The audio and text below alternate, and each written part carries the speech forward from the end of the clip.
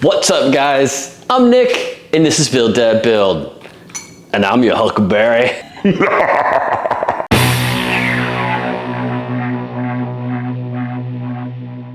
That's right, guys. It's been a long time since I've gotten to burn something. I'm very preoccupied with other things going on in the shop right now. However, every time I make a how to dye wood video, you guys always suggest other things to use. So today we're gonna be tackling one of the most popular, most requested ones, which is food dye. Using food dye to dye Shou Sugi lumber, or torch wood.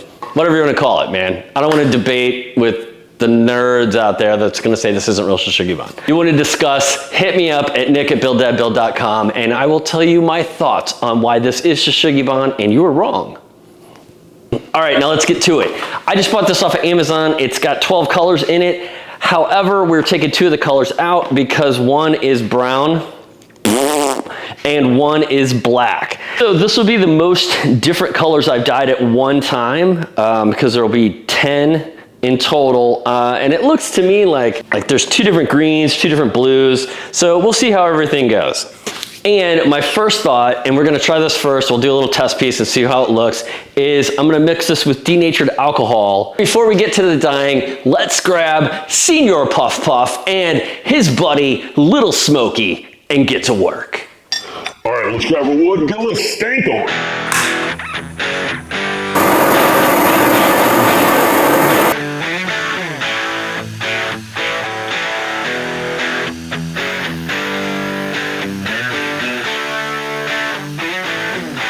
Every time I make one of these videos, there's 2 tools you guys always want to know about.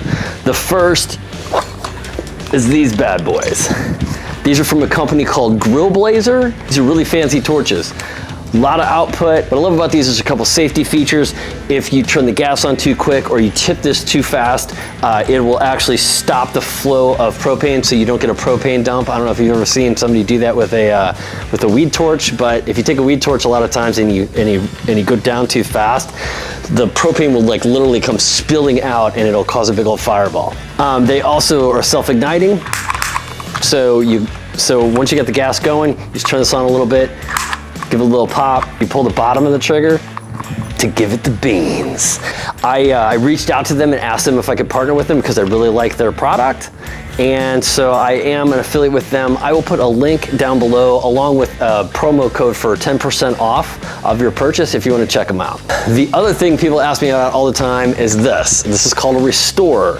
What it is this is a big nylon brush. You can put sandpaper, you can put all sorts of different stuff on here, but I use the nylon brush to remove char from wood. This is another tool that I bought and I loved so much. I reached out to the owners of the company and asked if I could partner with them, and they said yes. So they are an affiliate of the channel. If you purchase from them, it does help the channel, but I will also put a promo code for 10% off down below for these as well. This thing is so much more than just a char remover, which is what I use it for mainly, but my wife has restored furniture with it. They have some flap disc brushes that you can put in here. You can remove rust, paint from metal, all sorts of stuff. I hope that can just mitigate some of the questions in the comment section. And now let's get to stank removal. That's bright. Whew.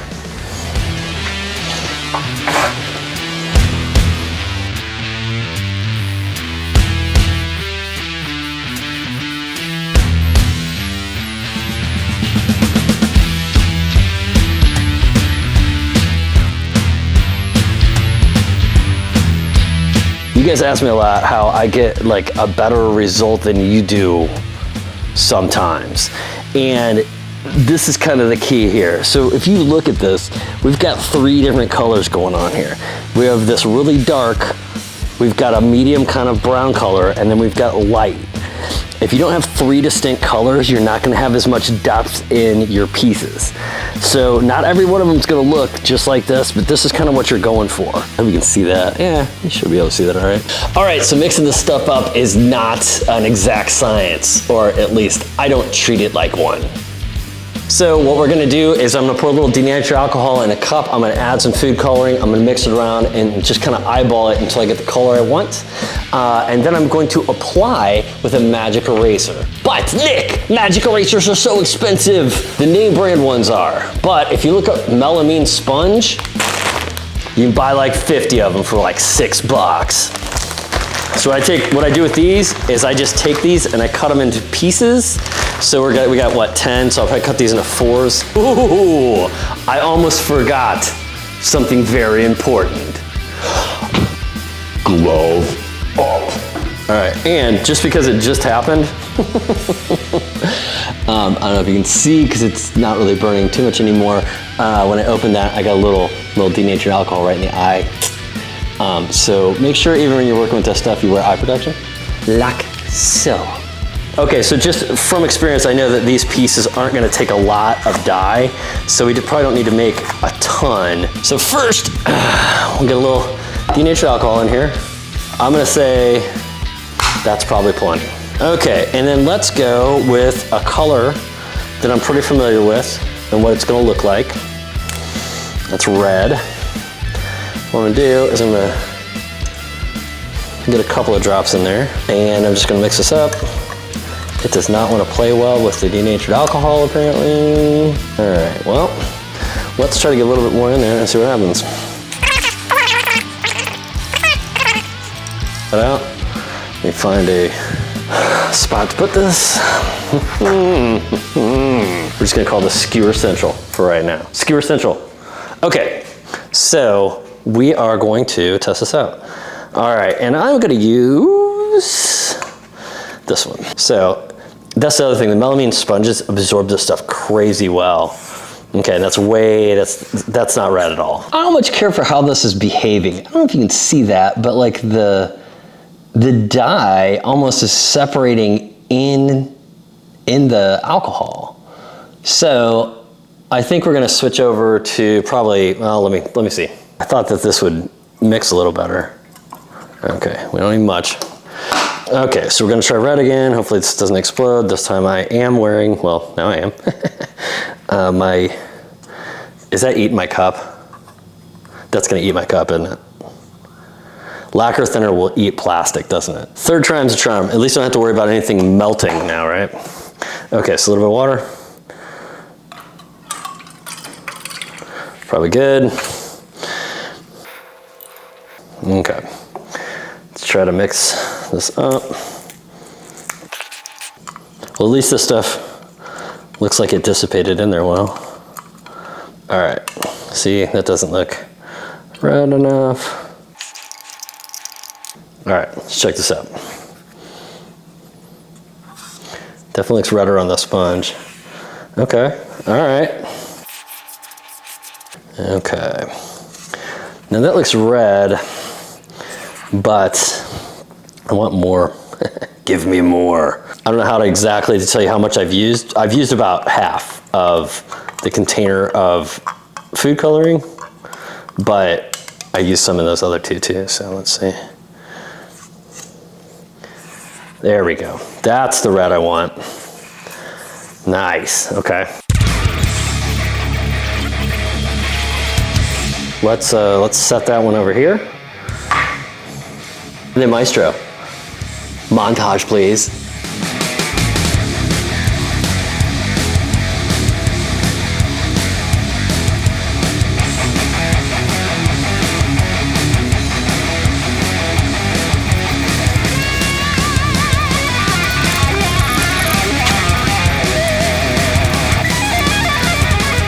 All right, I interrupt this montage to show you guys one thing. The thing I talked about outside, about having this 3 different colors. Here, let me bring the whole camera around here. Yeah! Get some more light. Having 3 different colors in the wood before you dye it. So see how I have dark green, and then I have kind of a lighter green, and then I have just the black or really dark green. That's what's gonna give you more depth in a piece. Cool. Cool.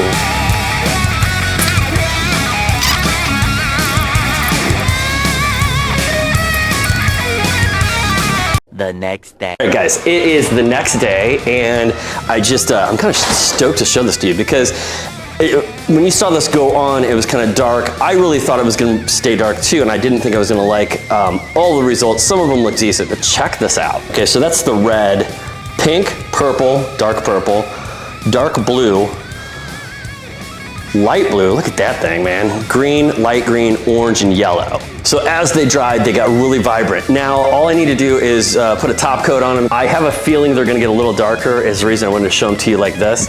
But yeah, man, I'm surprised because especially like the reds and the blues and stuff went on so dark, I thought you weren't gonna be able to see the grain. So, pleasantly surprised. As a nurse once pointed out when I realized that there is 10 years between me and one of my brothers, I wasn't a mistake, I was a pleasant surprise. All right, and I'm just using a clear gloss spray on lacquer. You can seal these with about anything, but always do a little wipe test. I don't know if this stuff is gonna react with a water-based top coat. Like Unicorn Spit will, and you have to use oil with that. So I always try to take whatever I'm gonna use and do a little wipe on there and see if it comes off. But when you're doing spray on, you're pretty safe. All right, now is the time in the episode where we pour ourselves a little whiskey and we say thank you to our patrons.